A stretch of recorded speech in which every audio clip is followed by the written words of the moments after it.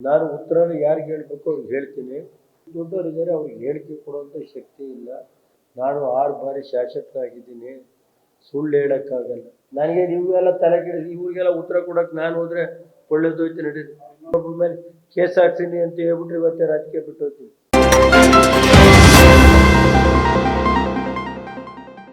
ಒಂದು ನಿಮಿಷ ನಾನು ಮಾತಾಡಬೇಕಾದ್ರೆ ಒಬ್ಬ ಶಾಸಕನಾಗಿ ನಾನು 6 ಬಾರಿ ಶಾಸಕರಾಗಿದ್ದೀನಿ, ಸುಳ್ಳು ಹೇಳೋಕ್ಕಾಗಲ್ಲ.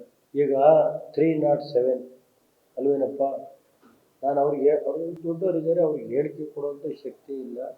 ಆದರೂ ಸಾರ್ವಜನಿಕವಾಗಿ ನಾನು ಹೇಳಬೇಕಾಗುತ್ತೆ. ಅವ್ರು ದೊಡ್ಡವರಿದ್ದಾರೆ, ಅವ್ರ ಪಾಪ ಅವ್ರ ಬಗ್ಗೆ ನನ್ನ ಗೌರವ ಇದೆ. ನಾನು ಯಾಕಪ್ಪ 307 ಅಂದರೆ ಅಟೆಂಪ್ಟ್ ಟು ಮರ್ಡರ್ ಅಂತ ಏನೋ ನನಗೆ ಆ ಸೆಕ್ಷನ್ಗಳು ಗೊತ್ತಿಲ್ಲ. ಒಬ್ಬ ದುದ್ದದಲ್ಲೆಯ ಬಸಘಟ್ಟ ಅಂತ ವಿಲೇಜ್, ಒಬ್ಬ ಅಧ್ಯಕ್ಷ ಆಗಿತ್ತು. ಅಧ್ಯಕ್ಷ, ಪ್ರೆಸೆಂಟ್ ಸದಸ್ಯ, ಇಂಥವು ಒಂದಾಯ್ತಾ. ಇನ್ನೊಂದು ಹೊಳೆಸಿಪುರ ಗವಿಸೋರ್ನಹಳ್ಳಿ ಅಂತ 8 ದಿನ ಜೈಲಲ್ಲಿ ಅವನು. ಯಾತಕ್ಕೆ ಅನ್ನೋದ ದಾಖಲೆ ಸಮೇತ ಹೇಳ್ತೀನಿ. 8 ದಿನ ಜೈಲಲ್ಲಿರೋದು ಇವನು. ಈ ಹುಡುಗನ್ನ ಒಬ್ಬ ಅಧ್ಯಕ್ಷ, ಅಲ್ಲಿ ಕಾಂಟ್ರಾಕ್ಟ್ರಿಗೂ ಇವ್ರಿಗೂ ಜಗಳ ಆಯ್ತಂತೆ.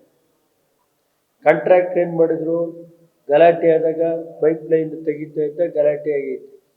ಗಲಾಟೆ ಆದಾಗ ಅವರು ಗಲಾಟೆಯಲ್ಲಿ ಏನೇನು ಹೊಡೆದಾಟ ಆಯಿತು, ಒಂದು ಪಕ್ಷ ಹೊಡೆದಾಟ ಆಗೇ ಇರ್ಬೋದು ಅಲ್ವ ಸರ್. ಕೂರಿಸಿ ಏನೈತೆ ಮಾಡಬೇಕಲ್ವ. ನೋಡ್ರೆ ತಪ್ಪಿದ್ರೆ ಅವನ ಮೇಲೆ ಇವತ್ತು ಟಿಲ್ ಟುಡೇ ಒಂದು ಕೇಸ್ ಇಲ್ಲ. ಇದೇ ಫಸ್ಟ್ ಕೇಸ್. ಇದರಲ್ಲಿ 307 ಹಾಕ್ಕೊಂಡು ಅವನು ಇವತ್ತು ರೌಡಿ ಸೀಟ್ ಓಪನ್ ಮಾಡ್ತಾರೆ ಅಲ್ವ ಸ್ವಾಮಿ.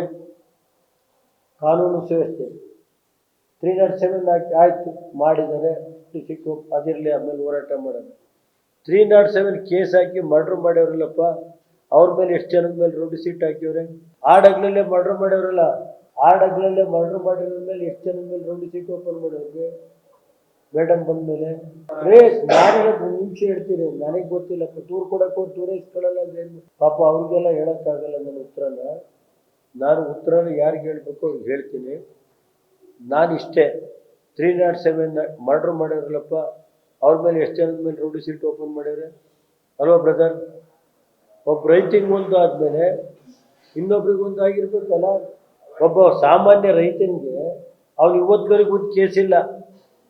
ಯಾವುದೋ ಒಂದು ಕಾಂಟ್ರಾಕ್ಟ್ರದ್ದು ಗಲಾಟೆ ಆಗಿದ್ದಕ್ಕೆ ಅವ್ನು JDS ಪ್ರಧಾನ ಆಗಿದ್ದನು, ಅಧ್ಯಕ್ಷ, ಊರಿನ ಮುಖಂಡ, ಪ್ರಬಲವಾಗಿ ಅವನಲ್ಲಿ ಅವನು ಅಂತ ನಾನು ಹೇಳಿರೋದು. ನನಗೆ ನೀವೆಲ್ಲ ತಲೆ ಕೆಡಿಸಿ ಇವ್ರಿಗೆಲ್ಲ ಉತ್ತರ ಕೊಡೋಕೆ ನಾನು ಹೋದರೆ ಒಳ್ಳೇದೋಯ್ತು ನಡೀರಿ. ನೋಡ್ರಿ, ನಾನು ಸಹಕಾರ ಅಂದರೆ ನಾನು ಹೇಳೋದು ಅಧಿಕಾರಿಗಳು. ನಾನು 15 ವರ್ಷ ದುಡ್ಡು ಹೋಗ್ಲಿ ಶಾಸಕನಾಗಿ ಕೆಲಸ ಮಾಡಿದ್ದೀನಿ. ಒಂದು ಪೊಲೀಸ್ ಸ್ಟೇಷನ್ಗೆ ಫೋನ್ ಮಾಡಿ ಒಬ್ರಿಗೆ ವಿರೋಧ ಮಾಡಿದ್ದೀನಿ ಅಂತ ಹೇಳ್ಬಿಟ್ರು, ಒಬ್ಬರ ಮೇಲೆ ಕೇಸ್ ಹಾಕ್ತೀನಿ ಅಂತ ಹೇಳ್ಬಿಟ್ರೆ ಇವತ್ತೇ ರಾಜಕೀಯ ಬಿಟ್ಟು ಹೋಗ್ತೀನಿ. ಅದನ್ನು ನಿಮಗೆ ಬಿಡ್ತೀನಿ. ಈಗ ಡೈಲಿ ಎಷ್ಟು ಜೂಟ್ ಕೋರ್ರು ಮತ್ತು ಇದು ದಂಧೆ ನಡೀತಾ ಇರೋದು ಇಷ್ಟಪ್ಪ. ಅದನ್ನು ನಾನು ಮಾಡಲಿ. ನಾನು ಹೇಳೋದು, ಹೊಳೆಸಿಪುರ ಬಸ್ ಸ್ಟ್ಯಾಂಡಲ್ಲಿ ಎಷ್ಟು ಕಳ್ತನ ಆಯ್ತವೆ. CCTVಲಿ ಬಂದು ರಾತ್ರಿಯೆಲ್ಲ ಹೋಗಿವ್ರೆ.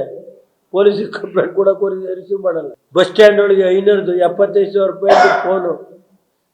ಒಂದೇ ಬಸ್ಸಲ್ಲಿ 5 ಜನಕ್ಕೆ ಫೋನು ಐತವತ್ತು. ದಿನಕ್ಕೆ 10-15 ಫೋನ್ ಕಳೀತಾರಲ್ಲಪ್ಪ.